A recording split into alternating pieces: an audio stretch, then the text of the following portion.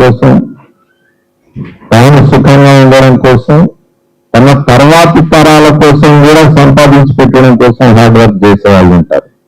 అందుకే కిరణ్ దాన్ని hard work అనకుండా హార్ట్ వర్క్ అన్నాడు. అంటే మనసుతో చేసేది. ఇతరుల కోసం మన మనసు పెట్టి చేసే పని హార్ట్ వర్క్ అంటారు. తన కోసం, తన సుఖంగా జీవించడం కోసం, తన తర్వాత తరాలు మనం చూస్తూ ఉంటాం. ఇప్పుడు కొంతమంది వందలు వేల కోట్లు సంపాదిస్తూ ఉన్నారు. నేను ఈ మధ్యనే నిన్ననే అనుకుంటాను, యాదృచ్ఛికంగా మూర్తి గారు చేసిన ఒక రీల్ చూసినాను. అందులో ఆయన చెప్తాడు, ఏం తీసుకొని వచ్చినా మేము తీసుకొని పోతాం. ఉన్న రోజులు హాయిగా సంతోషంగా ఉండక ఎందుకు ఇవన్నీ అట్లా ఉండదు. కొంతమంది అవతల వాళ్ళు ఎట్లా తొక్కేద్దామని ఆలోచిస్తూ ఉంటారు.